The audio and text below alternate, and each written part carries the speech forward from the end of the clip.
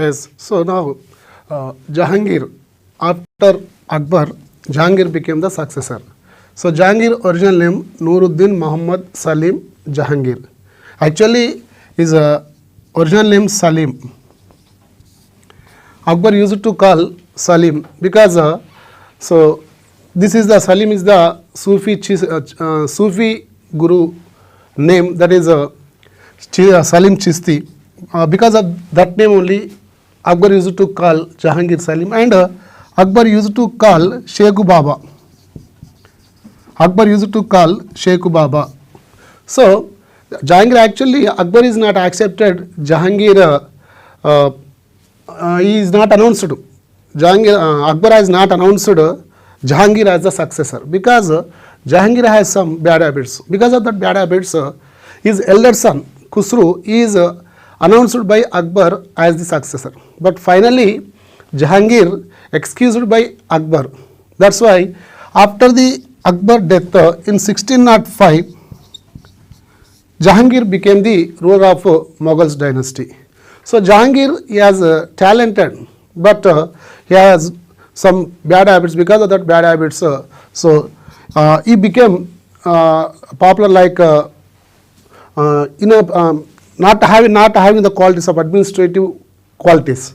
Okay, anyhow, so whenever he became the ruler of Mughal Dynasty, so in 1606, his elder son, Jahangir's elder son, revolted against Jahangir. Why? Because so his elder son was Khusro. So Khusro was a son of Jahangir's first wife. So here Khusro revolted against Jahangir, but Jahangir so defeated Khusro. Actually Khusro has taken the help of Sikh fifth Guru Arjan Singh. Guru Arjan Singh has given the help, and he cooperated Khusro to attack and to revolt on Jahangir. But here Jahangir became very serious and he defeated Khusro and as well as Arjan Singh. So Arjan Singh is killed by Jahangir. So Arjan Singh, Sikh fifth Guru Arjan Singh, he was killed by Jahangir. So from this day onwards, Sikhs are they revolted. They became the enemy to Jahangir. So there was a rivalry. The rivalry between Sikhs and Mughals started from 1606 onwards. And in 1608, Jahangir court visited by the Britishers. So William Hawkins, British representative William Hawkins, they came to Jahangir court for the permission to start the business at Surat. But in 1605, Jahangir has not given permission to the Britishers. Why? Because earlier Portuguese, they were doing business in Surat. But Portuguese people, they are creating nuisance to Jahangir. Because of that nuisance, Jahangir became irritated. He was irritated. That's why he refused the permission to the Britishers. But finally, in 1615, Jahangir has given the permission to Britishers. Why? Because Thomas Roe, he was a British representative. Thomas Roe visited Jahangir court, and Thomas Roe has some talkative mentality. He was a talkative person. That's why he he motivated Jahangir and got the permission. That's why in 1615, Britishers got the permission to start the business from Surat. But in 1611, this is the most important date in the life of Jahangir. Why? Because in 1611, he married 𝗧𝗦𝗔𝗧. So actually, officially, he has a first wife, second wife, third wife also. But she is the, once upon a time, Jahangir loved her 𝗧𝗦𝗔𝗧. So in 1611, Jahangir married 𝗧𝗦𝗔𝗧. So in Indian history, later she became Nur Jahan. In Indian history, 𝗧𝗦𝗔𝗧 became the Nur Jahan. So here, actually whenever Akbar was ruling country, so Jahangir appointed as the representative of Lahore area. But there, 𝗧𝗦𝗔𝗧 was a daughter of Sardar, one of the Sardar in that area. So Jahangir loved her. Because of that love story, so Akbar married Mehrunissa with Ali Quli, Afghan Sardar, and he sent Mehrunissa and Ali Quli to Bengal. But whenever Jahangir became the ruler, Jahangir became the ruler in 1605. So after becoming the ruler, so in the age of 36 years, actually Jahangir in the age of 36 years, he became the ruler.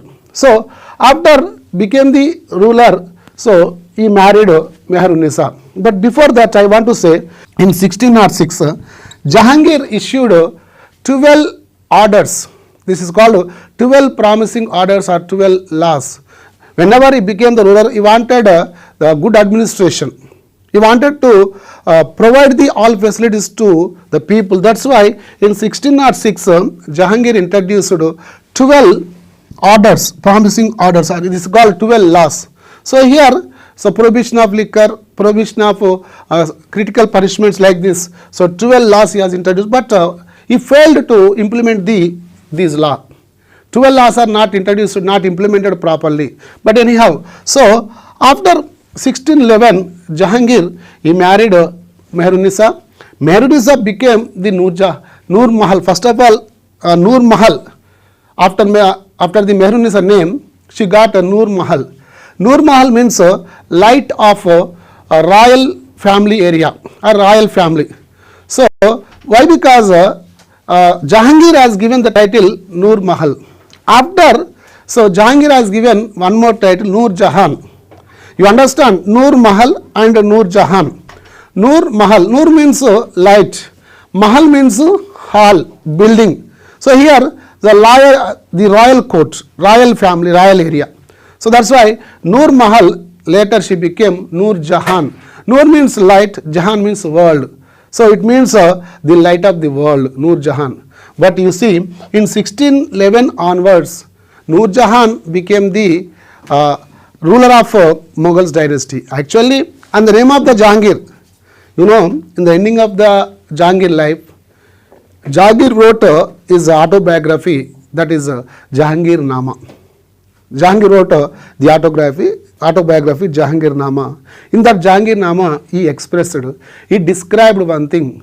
So, I given my empire to Noor Jahan, I restricted for only glass liquor and plate of non-veg. So, this is a statement given by Jahangir. That's why, so from 1611 onwards, Jahangir became only the puppet. He became like a doll.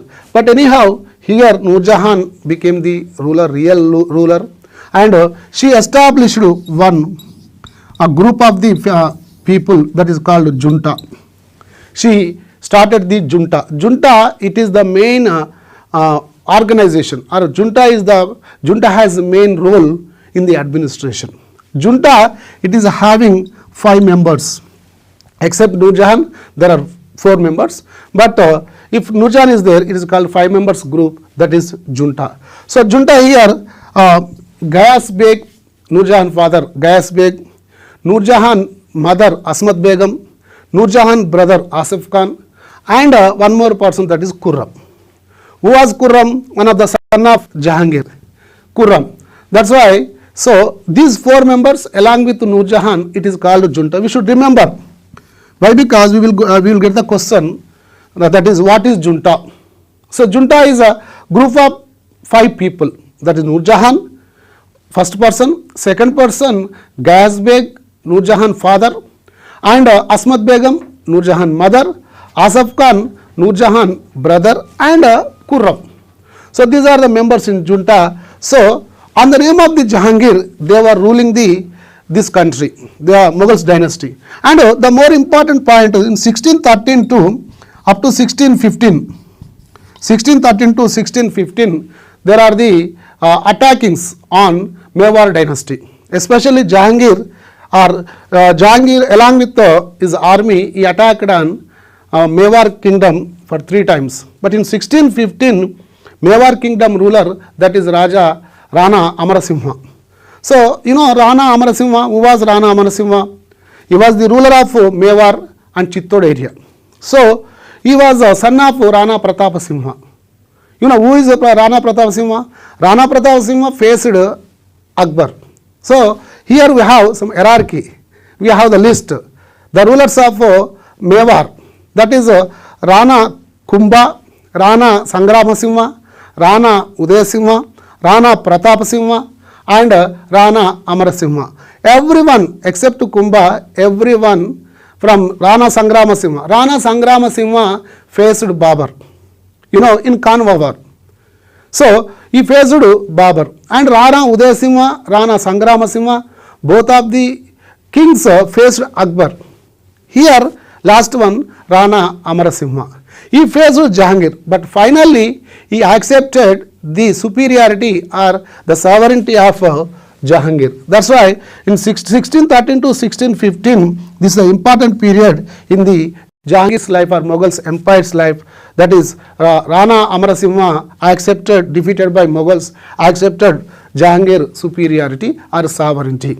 So here, so Jahangir, he defeated Amarasingha and made the strong the Mughals dynasty. There are no other enemies to Jahangir, but here the total Jahangir life it is permitted, restricted to a room. But anyhow, here in 1623-24, Khurram means son of Jahangir. Later he becomes Shah Jahan.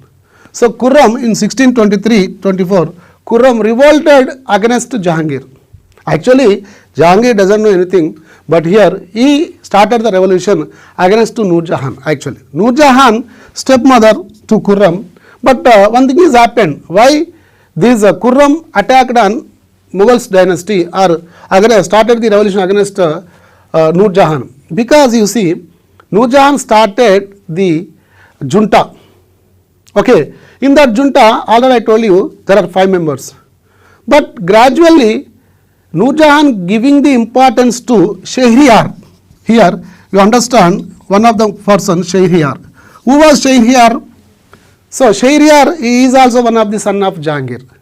So he becomes brother to Shah Jahan. So Nur Jahan has married her daughter with Shahryar. What is daughter? Where is daughter? So whenever Mehrunisa, that means Nur Jahan, so married Jahangir in 1611, already she has a 11 years daughter. So that daughter name is Ladli Begum. That daughter name is Ladli Begum. This Ladli Begum is a daughter of Ali Quli, Afghan Sher. So Ali Quli and Nur Jahan.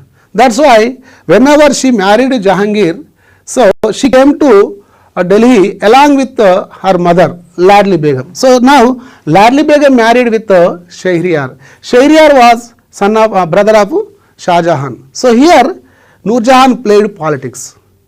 That's why so Khurram revolted against Nur Jahan. But here so Jahangir army defeated Shah Jahan. So Shah Jahan escaped to South India. So via Hyderabad state, via Golconda kingdom, he went to Orissa and taken shelter there. But anyhow, in 1623-24, Shah Jahan revolted against Jahangir. And here one more revolution in 1626. In 1626, one more revolution also there. That is Muhabbat Khan. Muhabbat Khan, one of the army commander of Jahangir. So he also revolted.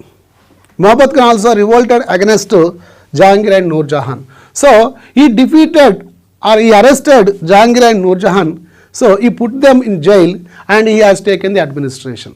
You know, this is called 100 days ruling. So this is called 100 days ruling. This is the most important point we should remember. 100 days. What is 100 days ruling? This means Muhabbat Khan put in the jail. Jahangir and Nur Jahan, they were put in the jail by Muhabbat Khan. And Muhabbat Khan, who was Muhabbat Khan? He was army chief of Jahangir. So he handed over, he captured the power of Jahangir and Nur Jahan. That's why for 100 days, he ruled Mughal dynasty for 100 days. So here one more thing we have to remember. So Nur Jahan, my father Ghaz Beg, he has title Itimud Dawla. Ghazbeg has the title 𝗬𝗧𝗪𝗓. So he was died. His tomb is constructed nearby Agra. 𝗬𝗧𝗪𝗓, it is the title of Ghazbeg. Who was Ghazbeg? Nurjahan's father. So his tomb nearby Agra, it is constructed nearby Agra. Why I am saying this point? Here the new style in the constructions, that is the 𝗵𝗏𝗪. This is the one of the construction style, new construction style, 𝗵𝗏𝗪. That means this tomb, 𝗬𝗧𝗪𝗓 tomb, totally constructed by marble stone. On the marble stone, they have written the Quran slokas and the flowers, so some designs. So that design is called 𝗵𝗏𝗪. That's why which tomb has a 𝗵𝗏𝗪 painting? So that is 𝗬𝗧𝗪𝗓, Ghazbeg. So 𝗬𝗧𝗪𝗓 tomb has a 𝗵𝗏𝗪.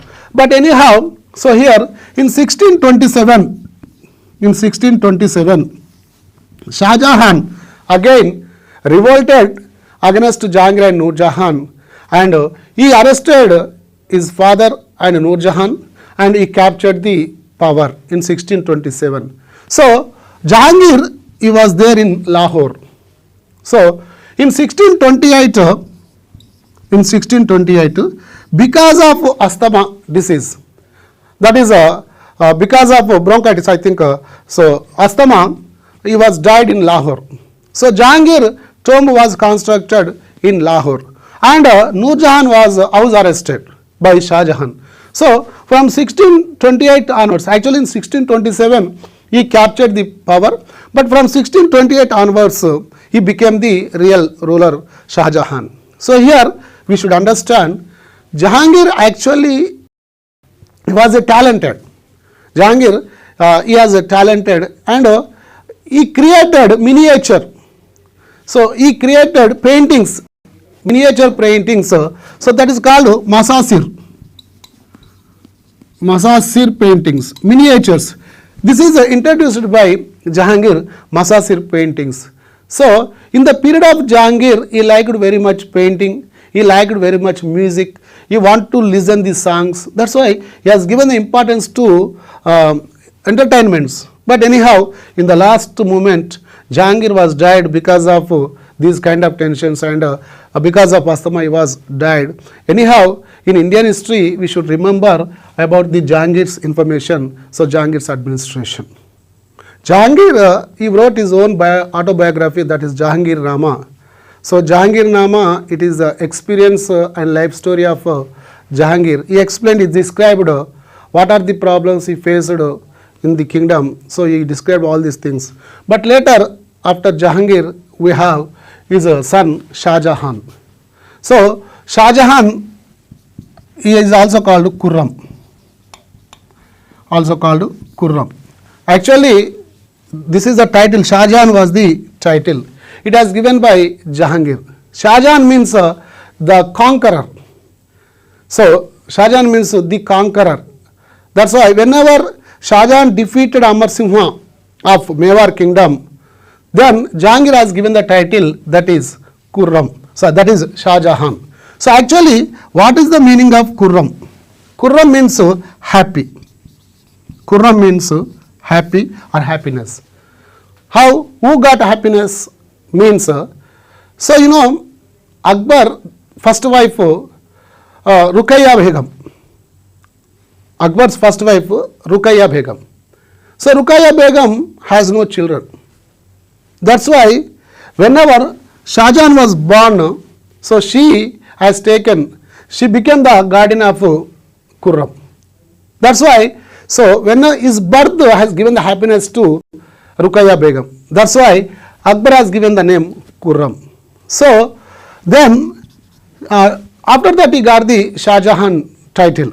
So in the life of Shah Jahan, you see, in Mughal Dynasty, we can say the period of Shah Jahan is called Golden Era.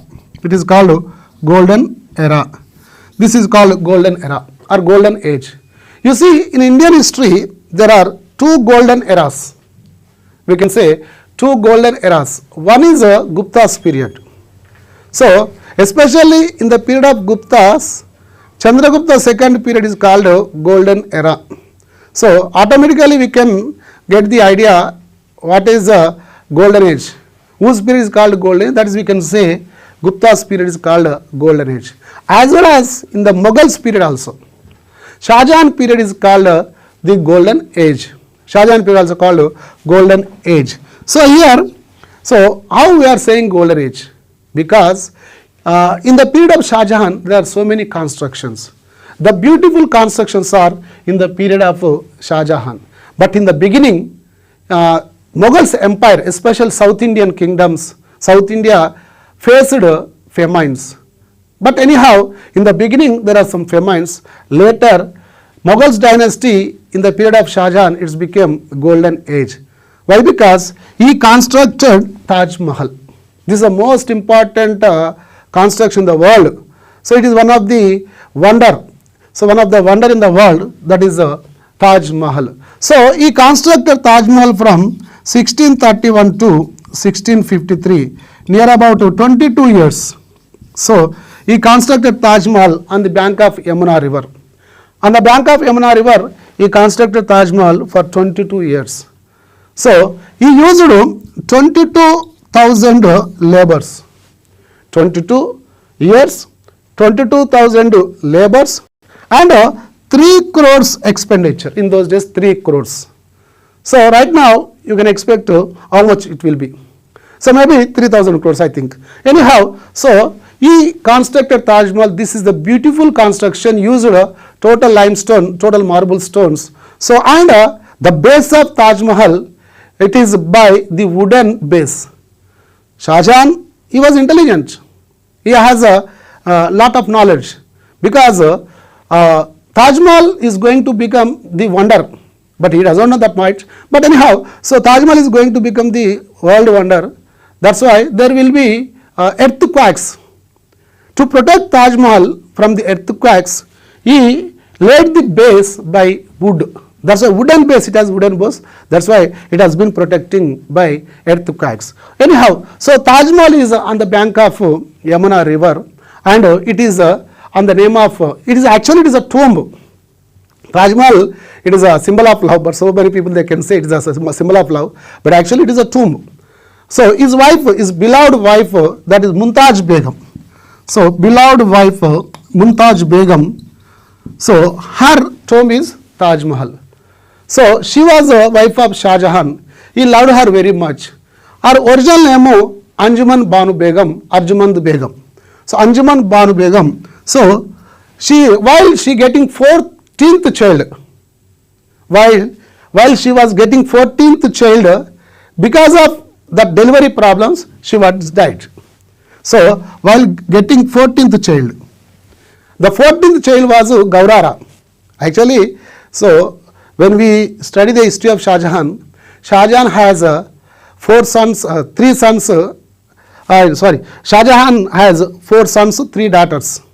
And total 7 children. Officially we are listening about that people. That's why the last one, Gaurara. That Gaurara was 14th child of Mumtaz Begum of Shah Jahan. So while getting 14th child, she was died. But she was buried, first of all, she was buried in Burhanpur, in Maharashtra. She was buried there. But whenever she was died, Shah Jahan was on the invasions. She was in the invasions. But after that, actually she was buried there in Burhanpur. After coming back, Shah Jahan, so he has taken his wife from the tomb, and he buried wherever Taj Mahal. So that's why this is the Taj Mahal, and the name on the we can say the tomb of Mumtaz Begum. So this is Taj Mahal. So architecture, who was the architecture of Taj Mahal? So actually this is the great architecture of Mughals. Because of Taj Mahal, the Mughals got the good name. That's why, who was the architecture? So Ustad Hamid Lahari. He was the constructor and architecture, Ustad Hamid Lahari, and his assistant architecture, Ustad Isha. So this is we can say Taj Mahal. It is the great work of Shah Jahan in Indian history. And one more great construction of Shah Jahan, that is Red Fort. And one more great construction, one more great important construction in Shah Jahan's life, that is Red Fort. So it is constructed at Delhi, Red Fort. So Red Fort constructed by architecture Hamid. He was architecture of Red Fort.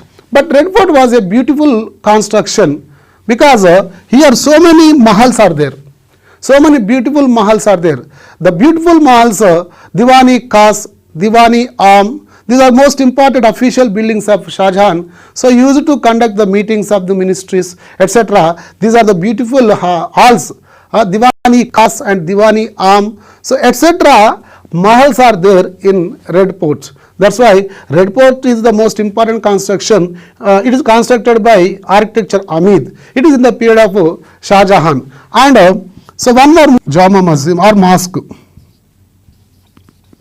So Jama Mosque. It is also constructed by Shah Jahan. So anyhow, so because of Shah Jahan, he constructed Taj Mahal, Red Fort and this masjid. And one more thing, he constructed Shah Jahanabad. He constructed Shah Jahanabad town nearby Delhi, Shah Jahanabad. So these are the important constructions of Shah Jahan's life. But actually because of these constructions, because of these incidents, his period became the golden age. And if you see the attackings of Shah Jahan's, so in 1632, he attacked on Golconda kingdom, South Indian kingdom. So he occupied Golconda, but they accepted to pay the tax. So Golconda kingdom, it became one of the part of Mughals in 1632. It is under the period of Shah Jahan. So and in 1649,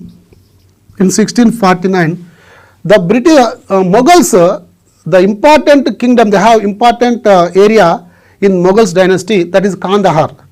So Kandahar, it is occupied by the Persians. Actually, in the period of Akbar, Kandahar was the greatest period, having a lot of richness. But this is the main part of Mughals dynasty. It is the heart of Mughals dynasty. But in the period of Jahangir, so it was occupied by the Persians. But in 1649, again Shah Jahan wanted to get back this Kandahar, but here he is not got the Kandahar. He is not defeated the Persians. That's why totally it is occupied by the Persians. So that's why. But you see, Shah Jahan is one of the reason for the declining of Mughals dynasty. According to historians, Shah Jahan is one of the cause, one of the reason to collapse, to declining of Mughals dynasty.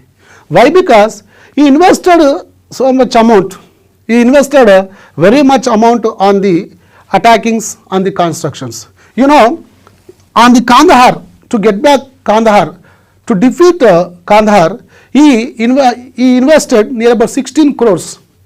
He invested 16 crores rupees. And he invested so much amount on Red Fort construction, Taj Mahal construction. That's why Mughals dynasty having no treasure. So no wealth in the treasure. That's why Shah Jahan is the main reason to collapse Mughals dynasty. But anyhow, so in the period of Shah Jahan, we are having the great name, it is called Golden Age. But in the ending of the Shah Jahan period, so he has 4 sons. Shah Jahan has 4 sons. The first one, so Dara Shikoh, and second one Shah Shuja, third one Aurangzeb, fourth one Murad. So Dara Shikoh, Shah Shuja, Aurangzeb and Murad. So actually in 1657 Shah Jahan became ill, he is not able to rule. But that 4 sons, actually Aurangzeb is appointed as the governor to Deccan area. Aurangzeb is appointed as a governor to Deccan, India and South India.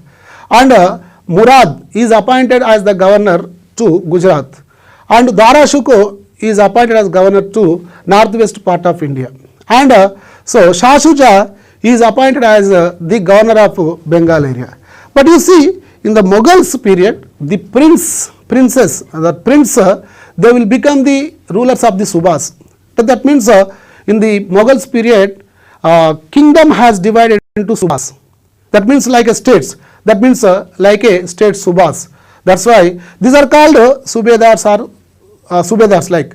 But anyhow, these are called officially representatives or the governors. So all these four sons are appointed as governors to these areas. Aurangzeb appointed as a governor to South India, Murad appointed as a governor to Gujarat, and Dara Shikoh appointed as a governor to Northwest India, and 𝗧-𝗦𝗔𝗧 is appointed as a governor to Bengal area. But whenever Shah Jahan having the illness, whenever he is suffering of that illness, four sons they are coming to Delhi.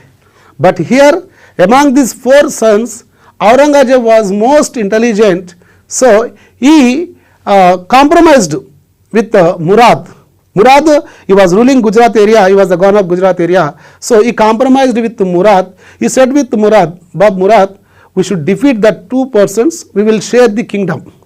So like this, he compromised with Murad. So with the help of Murad, he killed Dara Shikoh and 𝗧-𝗦𝗔𝗧. Actually, Shah Jahan, he has lot of interest. He wants to make Dara Shikoh as the ruler of Mughal dynasty. Actually, Shah Jahan, his intention to appoint as a successor. He wants to appoint the Dara Shikoh as a successor. Even though Dara Shikoh also a nice person in the Mughals.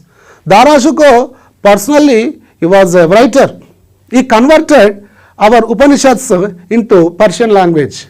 Dara Shikoh translated Upanishads from Sanskrit to Persian language. That's why Dara Shikoh is the good person, but unfortunately he was defeated and killed by Aurangzeb, and Murad, 𝗧-𝗦𝗔𝗧 also killed by Aurangzeb. Then last one, Murad also killed by Aurangzeb.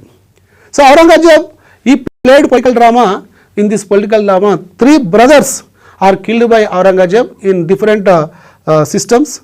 Then in 1658, Aurangzeb became the ruler. Near about 1.5 years, it is for the fighting for the throne among the brothers. Finally, Aurangzeb defeated all the brothers and he became the ruler. Now we have to see about Aurangzeb. So here, after Shah Jahan, his successor Aurangzeb. So Aurangzeb, he was a third son of Shah Jahan. So already I told you, he is the most intelligent. He killed his brothers, three brothers in various circumstances, and he became the ruler, that is Aurangzeb. He has the titles.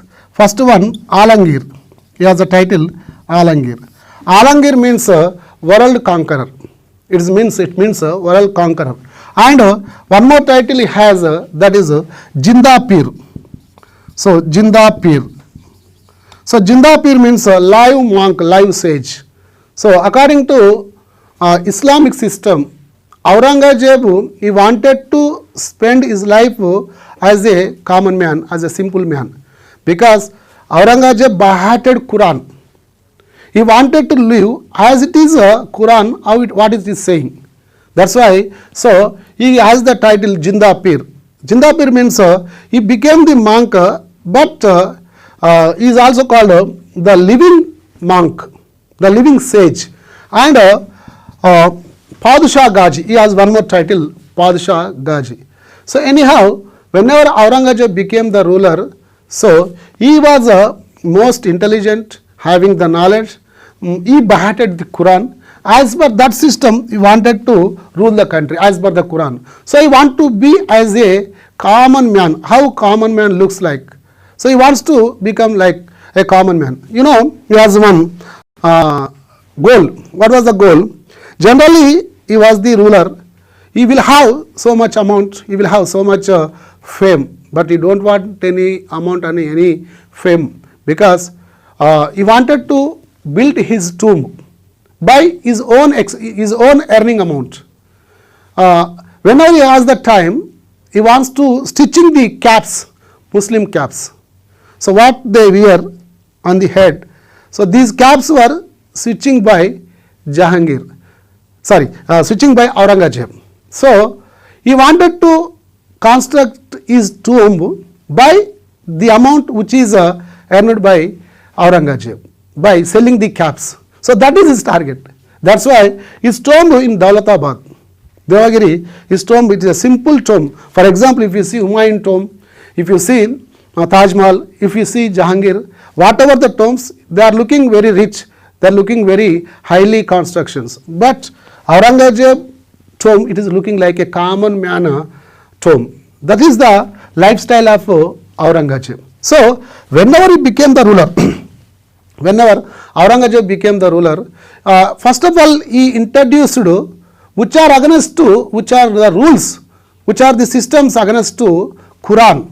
He want to prohibit all these things. First of all, he prohibited the liquor, taking the liquor inside of the country and outside of the country. No selling, no buying the liquor. And second, actually he was a great lute player. Veena, lute means veena. He was a great lute player. But he prohibited the playing lute also in the court of Aurangzeb. So he prohibited all amusement programs. For example, you see in the period of Jahangir, there will be kacheris, we can say kacheri, we can say kawali, like that. There will be amusement programs, entertainment programs, so they were conducted in the courts. But whenever Aurangzeb became the ruler, all the entertainment programs are prohibited. He wanted to, actually he is the lute player, but he abolished total musical instruments. For example, tabla and sitar, veena, everything it is prohibited. It is prohibited by Aurangzeb not to play in the court of Aurangzeb. That's why, so he prohibited all the entertainment programs. And one more thing, he prohibited 𝗳𝗏𝗃 darshan. He prohibited 𝗳𝗏𝗃 darshan. 𝗳𝗏𝗃 darshan means it is introduced in the period of Akbar. 𝗳𝗏𝗃 means the giving the, what we can say, Akbar used to say he wants to give appearance to the people. That means people will visit Jahangir, Sultan, that means Padshah. People, if they wants to visit Padshah, so outside of the fort, all the people will stand there outside of the fort. In the early morning, Padshah will be stand in the corner of northeast corner. From there only the people will visit the Padshah. This is called 𝗳𝗏𝗃 darshan. So even though Jahangir, along with Jahangir, Noorjahan also, so she used to stand there. But in the period of Aurangzeb, this 𝗳𝗏𝗃 darshan is prohibited. Why? Because, so he wants to say, I am the ruler, not the god. So why you are visiting me? Why you wants to visit me? That's why, so he prohibited, and he imposed jizya tax. Actually, in the period of Akbar, jizya tax is removed. Jizya tax is abolished by Akbar. But here Aurangzeb, he introduced jizya tax again, and he removed the Hindu employees which are in the court of Aurangzeb.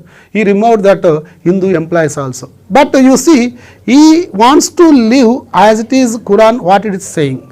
So this is Aurangzeb policy. And now you see, so what are the attackings, what are the occupying of Aurangzeb? So in the period of Aurangzeb, the most important person, most important rivalry from Shivaji. So here the main oppositor, the main rival to Aurangzeb, that is Shivaji.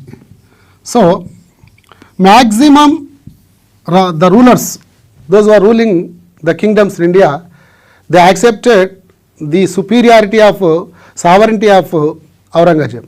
But here Shivaji is not accepted the sovereignty of Aurangzeb.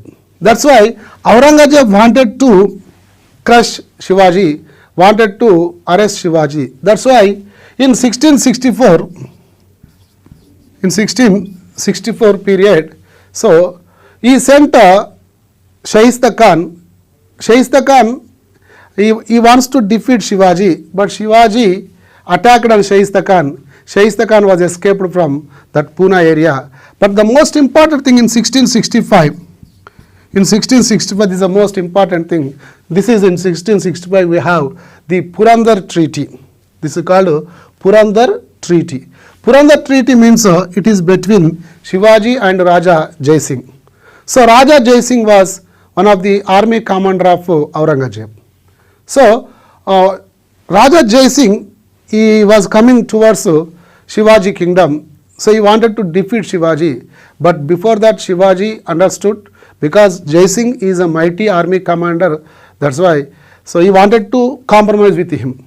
So he did the agreement with Raja Jai Singh, that is called Purandar Agreement or Purandar Treaty. Is the most important point in 1665. So Purandar Treaty, it is between Shivaji and Aurangzeb, that means Raja Jai Singh. So according to this treaty, Shivaji should visit Aurangzeb, and Shivaji should hand over 23 forts to Aurangzeb. So he submitted, he handed over all the forts also, and Shivaji went to do Aurangzeb court. But Aurangzeb insulted Shivaji.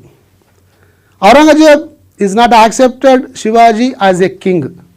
That's why Shivaji became very serious in the court of Aurangzeb, and Shivaji scolded Aurangzeb. Then Aurangzeb arrested Shivaji, put him in the jail. But within 4 months, Shivaji escaped from the jail. But anyhow, so finally Shivaji is not accepted Aurangzeb's superiority, and Aurangzeb, he recognized Shivaji as the ruler. That's why, so he got the Chhatrapati title also, Shivaji, but it is other matter. So in 1686, so Aurangzeb concentrated on South Indian kingdoms because he wanted to defeat South Indian kingdoms. In 1686, he defeated Bijapur. Bijapur, one of the kingdom of Bahmani Sultans. That's why he defeated Bijapur. And in 1687, he defeated Golconda. In 1687, Aurangzeb defeated Golconda. You know who was the last king of or last sultan of Golconda? Just I want to say a little bit information to you. Hyderabad, that means Hyderabad kingdom, it was ruled by 2 Muslim kingdoms. We should remember, so many students will have the doubt, who ruled Hyderabad, who are the Qutub-Shahis, who are the Asaf-Jahis. So they will have this kind of doubts. I am going to clear. So I am going to make you clear. So Hyderabad, previously it is called Golconda kingdom. Later it became Hyderabad state. That's why Golconda kingdom, it is capital Golconda. It was ruled by Qutub-Shahis. Okay, so Qutub-Shahis, their period, Charminar is constructed, Hyderabad city also constructed in the period of Qutub-Shahis. So 1687, the last Qutub-Shahi ruler, Abul Hasan Tanisha. Last Qutub-Shahi ruler, Abul Hasan Tanisha. So he was, Abul Hasan Tanisha. So do you know anything about Abul Hasan Tanisha period? Yes, Ramadasu, Kancharla Gopana alias Ramadasu, he was in the period of Abul Hasan Tanisha. Bhadrachalam temple was constructed by Ramadasu alias Kancharla Gopana. He stayed in the period of Abul Hasan Tanisha. So up to 1687, it is called Qutub-Shahi dynasty. Hyderabad, that means Golconda kingdom, ruled by Qutub-Shahi dynasty up to 1687, from 1512 to 1687. This is totally Qutub-Shahi's dynasty. Okay, in 1687, Aurangzeb defeated Golconda. Actually, Golconda, it is the strongest fort. For near about 6-7 months, Aurangzeb not defeated Golconda fort. Because of a small corruption, then Golconda doors are opened. Then Aurangzeb attacked on Golconda. But for 6 to 7 months, he tried to open the Golconda doors, but never. So it didn't open because of small corruption. Abdullah Pani, one of the army chief, he has taken bribe from Aurangzeb and he opened the doors of Golconda. That's why in 1687 Golconda is occupied by Aurangzeb.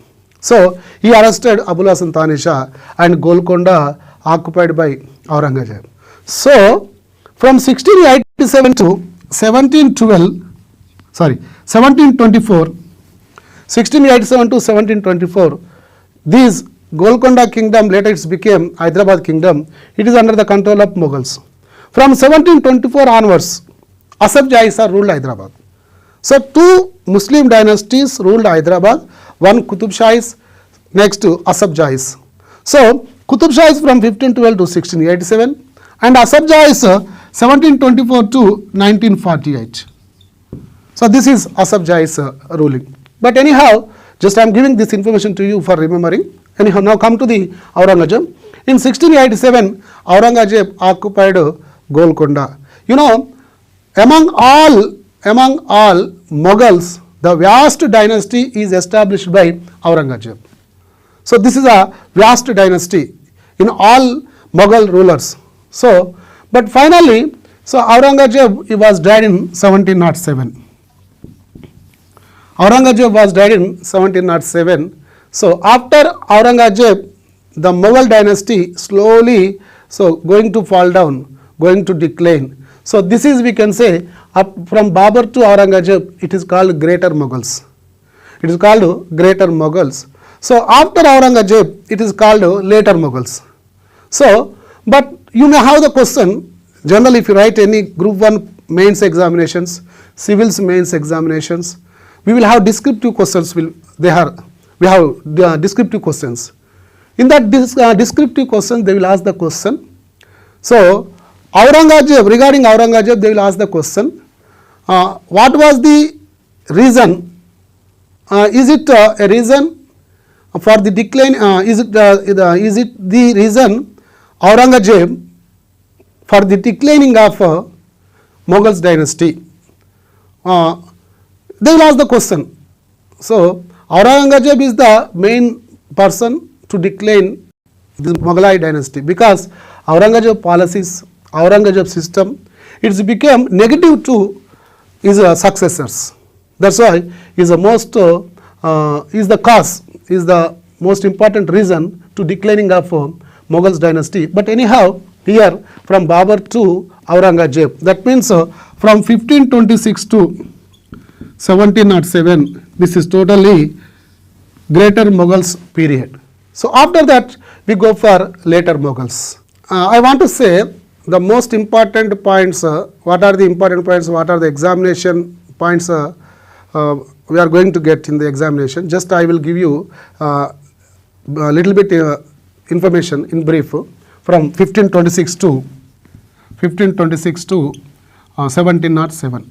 So especially regarding Mughals, we should remember first Babur, what are the important points in the Babur period. So we should remember here we have 4 wars in the Babur period. We have 4 wars, especially first Panipat, Battle of first Panipat. So first Battle of first Panipat 1526. Compulsory this question will come. In every examinations they will ask us on which date first Battle of Panipat is completed. So this is 1526. After 1526 we have second battle in 1527, that is Battle of Kanwa. You know, first Battle of Panipat between whom? That means Babur and Ibrahim Lodi. So Ibrahim Lodi, he was the last ruler of Delhi Sultans and he was defeated and killed by Babur. Then because of first Panipat, Battle of first Panipat, one great dynasty is closed, one great dynasty is started. That's why this is a most remarkable, most important point, 1526 first Battle of Panipat. And 1527, this is a Battle of Kanwa. It is between Raja, who is that Mewad, so Raja Sangrama Simha and Babur. This is War of Kanwa, Battle of Kanwa. And third, War of Chanderi. War of Chanderi, it is between Medini Rai Chanderi ruler Medini Rai and Akbar. This is between Medini Rai and Akbar. That is a war of Chanderi in 1528. And last war by Babur, that is in 1529, war of Gogra. So this is between Muhammad Lodi and Nusrat Khan. This is a Gogra war. Here also Babur defeated Muhammad Lodi and Nusrat Khan. That's why regarding Babur, we should remember these dates. And Babur has one title, that is the Prince of Autobiographies. The Prince of Autobiographies. We should remember these points regarding Babur. And then Humayun. So Humayun period, it is not an important period. He was not an important ruler because his period was not. It is not a certain. It has uncertainty. It is an uncertainty period. That's why Humayun is defeated by Sher Shah. That's it. Humayun life it is closed because of Sher Shah. So meanwhile, Sher Shah Sur will be there, the great administrator in Indian history. We can see about Sher Shah later. And now Akbar. After Humayun we have Akbar. Regarding Akbar, there are most important points. Especially they will ask to you in Gurukula examination point of view, what was the religion introduced or established by Akbar? This is the most important point. I am sure this question we will get. That is Deen-e-Ilahi. Deen-e-Ilahi. This is the most important point regarding Gurukula examinations. That's why, so Akbar is introduced or established new religion, Deen-e-Ilahi. And regarding Akbar, so he prohibited the taxes. Because you see, Akbar is the first welfare king, first secular king in Indian administration, in Indian history. So first secular king in medieval India. So first secular king in India, that is Ashoka. First secular king in medieval India, that is Akbar. That's why we should remember this point also. And Akbar prohibited the taxes, making slaves, that is in 1562. In 1563, he prohibited a Zakat tax, and 1564, he prohibited jizya tax. Regarding Akbar, we should remember this point. And next, we have Jahangir. So Jahangir, regarding Jahangir, they will have the question. They will ask the question: who is Meher-un-Nisa? 3 years back or 4 years back, I think they asked in Group 1 this question: who was Meher-un-Nisa? They asked us who was Meher-un-Nisa. That's why regarding Nur Jahan, regarding Meher-un-Nisa, we should remember little bit points. From Jahangir, we will get regarding Nur Jahan only. Next, we will go for, that is Shah Jahan. Shah Jahan means whose period is called, whose Mughals period is called Golden Age. That is Shah Jahan, we should remember. And Taj Mahal, in which year it is constructed? So who was the architecture? We should remember regarding these points only. This is regarding Shah Jahan. And Aurangzeb. Aurangzeb titles, they may ask the question on titles of Aurangzeb. So who was opponent to Aurangzeb? That is Shivaji. In 1665, there was a Purandar war in between Shivaji and Aurangzeb. So these are the important points regarding Mughals, regarding Mughal rulers. So this is, we can say, Mughals dynasty.